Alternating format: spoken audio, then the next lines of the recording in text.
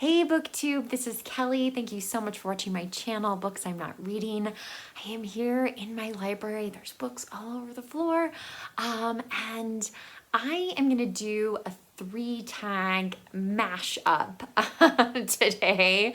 I have been tagged by some wonderful booktubers and people who have created wonderful tags, and I just unfortunately cannot do all of them, and I don't want to let them build up and fall behind. So I'm gonna do a few questions from each of these tags, and I really want to thank the creators of these tags as well as the people who tagged me. So thank you so much for thinking of me.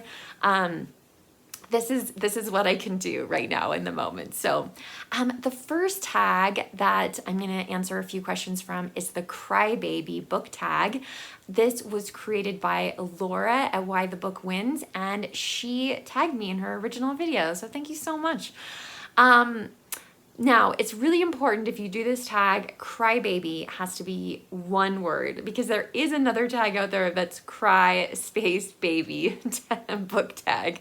So just not to confuse the issues. But anyway, this is a very much a tag all about the feels, all right? So the first question that I'm going to answer is, name a book that made you scared of the dark after reading it. So there's a little bit of overlap in this video, but I am going to talk, for that question, I would say The Girl with the Dragon Tattoo is the first book that comes to mind, mainly because at one point I was reading it, it was so intense, and Jason was not at home. It was dark, the wind was blowing, and I'm frantically texting him when are you coming home? So it definitely got under my skin a little bit. So yeah, great read though. Okay, the next question, name a book that had an ending or a reveal, twist, surprise, something along those lines, that left your jaw on the floor. So for this, I'm going to go with A Place on Earth by Wendell Berry. Now, this is a very kind of, I don't know, you could almost say a pastoral book. Wendell Berry's books are very much, to my knowledge, this is the only one I've read, but they are very much about the land and the people who live on that land, and there definitely is a connection there. He's probably most famous for his novel Jayber Crow, which is part of this series, but I did want to read this one first.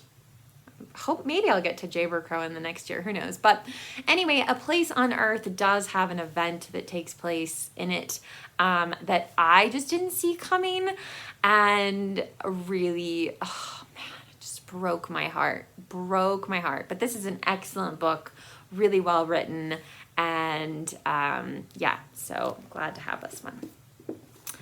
Question, the third question I'm going to answer is, name a book with a romance that gave you butterflies in your stomach. Okay, so I'm trying not to show too many books that I've already shown on here, but yeah, you know. If it wasn't going to be a Jane Austen book, it had to be North and South by Elizabeth Gaskell. Now, I fully and freely admit this is not a perfect novel, but it is such a great romance. I just love it. Maybe it's because there's so much transformation between the two main characters, but yeah, and I also definitely admit that I could be influenced, those butterflies could be influenced by Richard Armitage, who's the plays Mr. Thornton in the mini-series version of it. Oh, swoon. Anyway, so yes, this is a romance that definitely, I feel butterflies in my stomach. Okay, so the next tag that I'm going to talk about is the Think Twice book tag. This tag was created by co-creators Jolene at Bookworm Adventure Girl and AJ Dunn Reads and Writes, and I was tagged by Erin Go Read. Erin, thank you so much for tagging me. So a couple questions from this tag. Two for the show, a book that has been adapted to film 2 or more times. So, I was just talking about this, which is of course the first book in a trilogy. And I do have the other books here, but, yeah, so it was made into, this film with Daniel Craig and Rooney Mara. But before this came out, there is actually, oh, it's going to be really hard to see. This is the Swedish adaptation of The Girl with the Dragon Tattoo, and it also has the girl who played with fire, the girl who kicked the hornet's nest. Look at that. Look at that cover. And actually, Jason and I, at the time that these movies were coming out, we lived in a place with an art film theater.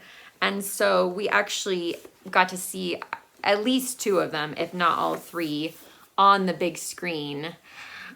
Personally, between the 2, I would really encourage you to try to find the Swedish adaptations. I love Michael Nyqvist in them, and I cannot remember the name of the woman who plays the main character. I'll put it down below.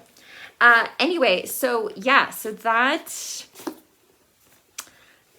2 adaptations of a intense story, and the thing that I think I do really like about the Swedish one is that you can see all 3 books, the adaptation version of it. So yeah, I love that. Choose a company, a book with 2 or more authors, or a translated fiction book. So again, all of the books in the Stieg Larsson's Girl with the Dragon Tattoo series are translated. These are all translated works. Greg Keelan translated all of these, all three books, if I can do this. Can I do a 3? Maybe I should do the little stack there. So these are all translated works of fiction. All right. Next question. Double take. Recommend 2 books you think would pair well together and tell us why. Okay, so one of these books I have not read. I have read the other one. But this is something, this is a buddy read I'm going to be doing in 2023. I'm so excited. I was talking to Jo Smith on Voxer, and I got a message from her, and she was talking about how she really wanted to reread Mrs. Dalloway by Virginia Woolf, which I have not read, but I really want to read it, in part because of this book, The Hours by Michael Cunningham, which won the Pulitzer Prize for fiction. And I feel like I would get this book better if I had read Mrs. Dalloway, because they definitely are connected. So it's going to be really interesting. Jo has read Miss Dalloway, but I don't think she's read The Hours. And I've read The Hours, but not Mrs. Dalloway. So I'm super excited about that pairing of books in the next year some point. Okay, so on to the next tag, the book snack tag.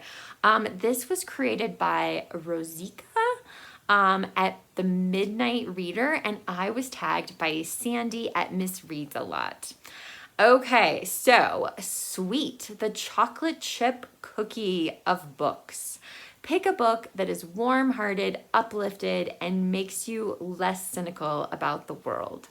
So for this one, I don't have the book that I actually read. Miss Read, I think, definitely fits the sweet title of the chocolate chip cookie of books. I read Village School, and actually passed it on to someone, and I kind of regret that now, but that's okay. Anyway, but I will be reading another misread book, not this one, but another one before the year is up. So looking forward to that. Okay, the next question, salty, inherently craveable. Pick a book or a series that you couldn't stop reading or reaching for. Okay, I don't read a lot of series, but this is one that I have recommended to a lot of people. It was recommended, I saw a recommendation for it on BookTube, which is why I started reading them.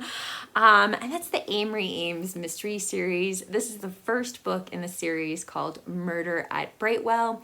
I believe there's 6 books in this series, and Ashley Weaver has started another series.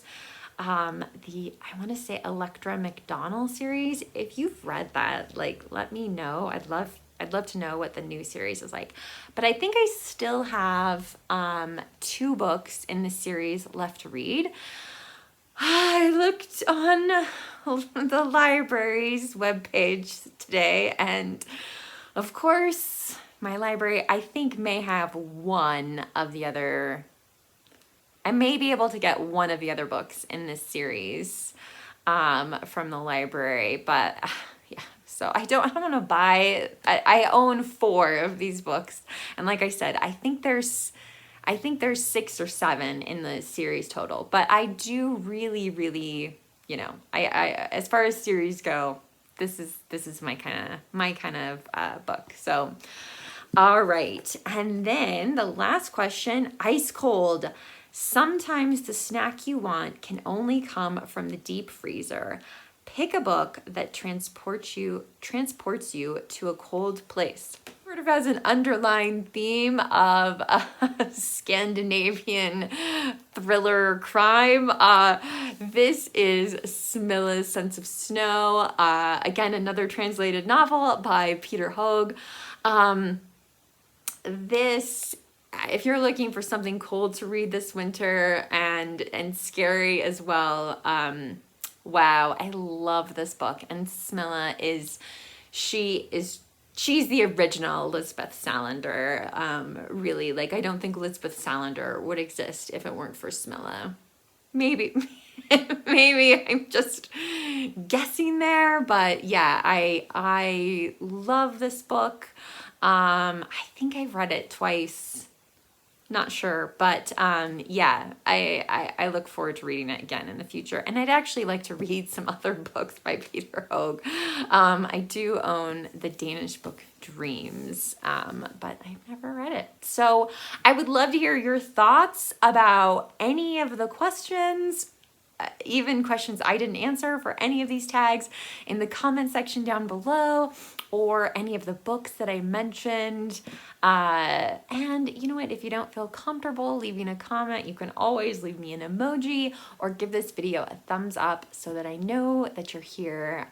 Thank you so much for watching BookTube. Remember to be kind to yourself, be kind to others, and I'll be back soon with another bookish video. Bye.